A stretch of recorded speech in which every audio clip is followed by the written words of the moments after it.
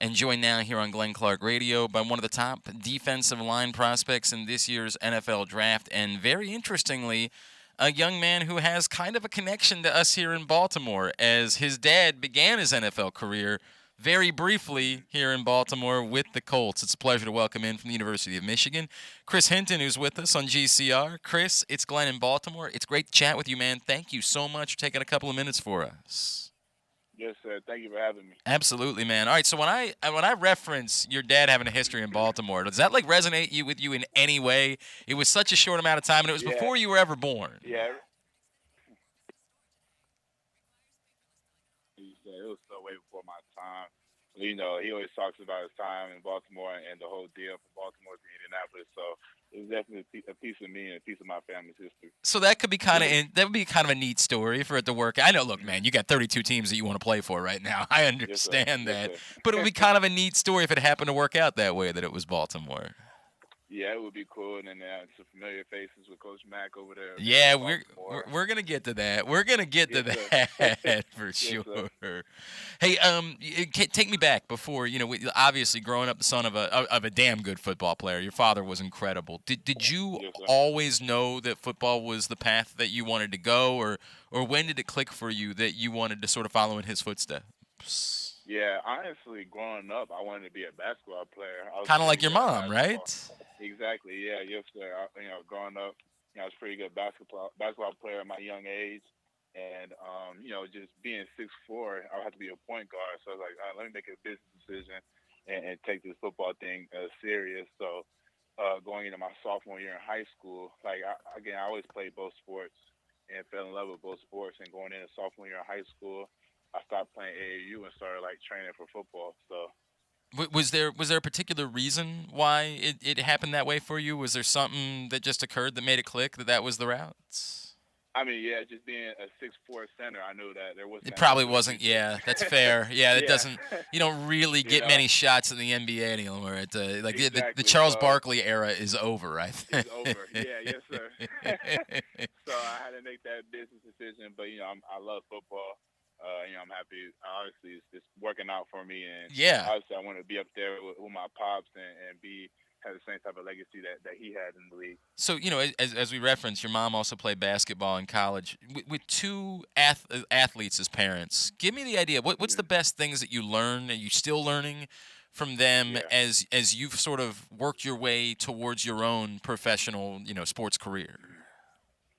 Both of them being super successful in their fields, in basketball and football, and off the field and off the court. One of the things that I learned the most is hard work will get you, will just give you a shot at what you want to do. Mm.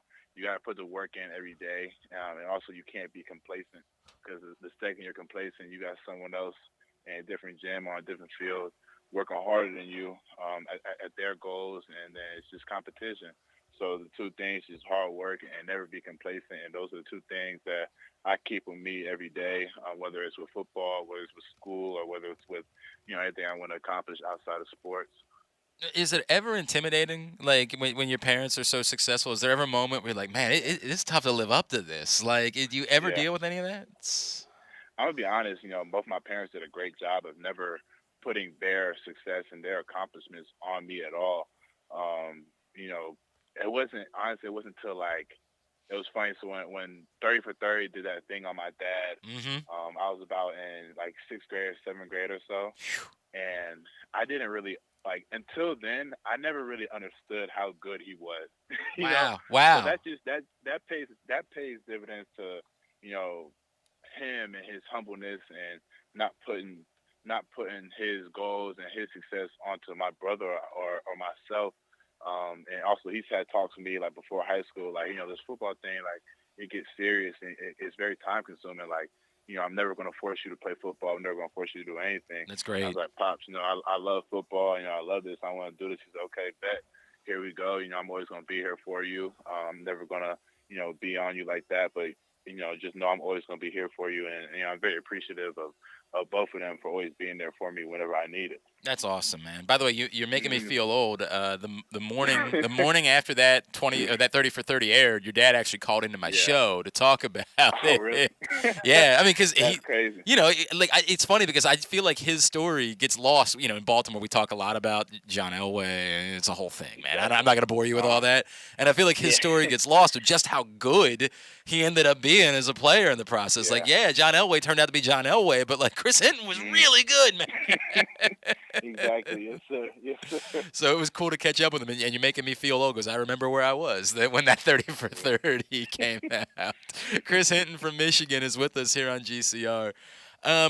Chris, you mentioned obviously there's this Baltimore connection too because Yeah. Mike McDonald ends up here. When he arrived last year, what did you know about him, and what made it work so well so quickly? Obviously, there's a ton of talent. We know that Right. with you Right. and David Ajabo and Dax Hill, and the list goes on and on and on. But like, what made it click so quickly that you guys weren't just good, but like literally were one of the best defenses in all of football this Yeah. season? Yeah. It's crazy. Like, Coach Mack's actually from like the same area where I'm from. He went to Centennial High School, which is down the street from where I grew up. And I have a sister who's like around the same age, and they went to high school at the same time. They didn't know each other, but like just crazy small world connection. But when Coach Mack came to the University of Michigan, we kind of could tell right away that it was going to be a different vibe. It was going to be a different season. He's a great leader, but he let us lead the team. He let the leaders of the defense like have our own vision of the defense, Wow. and kind of what we wanted to do this year. And he was kind of like again like that father figure, and in the sense of he's like, okay, y'all do this, and now when y'all steer to the right, I'm gonna put you back on track, but it's gonna be y'all's defense. And that's how we did the whole year. Throughout the meeting, he would ask us certain plays like, how do y'all see this play? Like how do y'all want to run X, Y, and Z? And then he'll put his own twist on it because, of course, he's a DC. Yeah, of But course. Yeah. everyone really responded well to him. He was a young dude, can really relate to us. And he also put super super great people around us as well on his staff. So just the energy he brought, the control that he let us have over the defense, along with him just being a great leader, like that paid dividends to our success this year, in my opinion. Yeah, clearly it worked out all right for you guys Yeah. this year. By the way, I can't believe I just Yes, named sir. all those players. I didn't even mention Aiden. By the way, I know. like No. my God, what a Aiden is a loaded beast. defense you had. Did, Aiden is a beast. yeah, Yeah. he's gonna be all right. I think he's Yeah, gonna he's gonna be be all right. okay moving forward. Yeah. So it sounds like what you're saying, and we'll get to you as part of it. But it sounds like what you're saying is whether you're here or not. And we got to know obviously Coach Mack a little bit before when he was here in Uh-huh. Baltimore. But in taking over the role as defensive coordinator, we probably have a lot to look forward to here in Baltimore. Yes, yes, for sure. Would it? You ask anybody in this building, and they'll say the same thing. All the players in the Baltimore, they're gonna respond to Coach Mack really well. Like they're gonna love it. So Now, again, knowing that you're going to be just as excited because you can be a Cardinal as quickly as you can be a Raven, right? Like I yeah, understand right, that. Does it right. make it particularly intriguing to you the opportunity to reconnect with someone that clearly you were able to make it work with? Does it make you say to yourself like, "Man, I might want to run a little bit faster when I get there for that meeting in Baltimore or something like Yeah, that?" yeah. No, it'll for sure be really cool to play for Coach Mack. But I'm just blessed to have this opportunity to play for any of the 32 teams Of out course. there.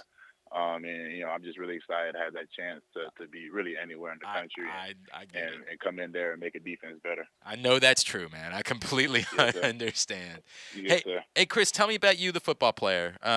What is Yeah. it? Whoever it ends up being that calls your Hmm. name. What are they getting? What is the ideal technique for you? Do you think at the next Yeah. level? And what exactly are they getting in Chris Hinton, the football player? Yeah, the teams are going to get a kid that's super physical at the point of attack. He's going to stop the run. He's going to be physical. He's also gonna cause disruption in the run and the pass because I'm quick enough to get past guards that may not be as athletic, and I'm strong enough to push the pocket against guards that may not be as strong.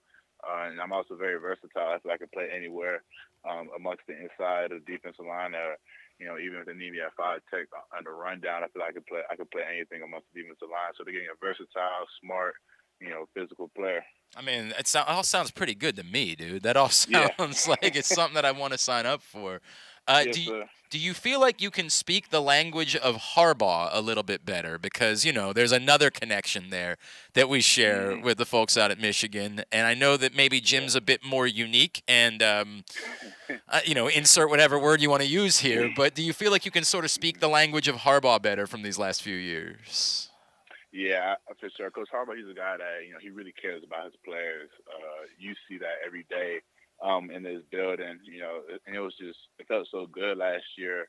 Obviously, everybody wanted to win for the program Of and things of course. that sort. But winning for Coach Harbaugh and just seeing him and all the doubters, being hushed. Because everybody got something to say about Coach Harbaugh, so being able to shut up all the doubters for Coach Harbaugh and things like that. That was just another piece of excitement and joy that all the players had this year. Can you put into words what it was like for you guys to beat Ohio State? Like, can you, after everything y'all have I, been through? yeah, I honestly you can't put that game into words. Right? Being Ohio State, really making that a pivotal piece of our program this past year. Um, you know, just like it was like third quarter because obviously we had a handle on the game all game, but you never want to be like, okay, we about to win this game. It wasn't until like the Right. fourth quarter.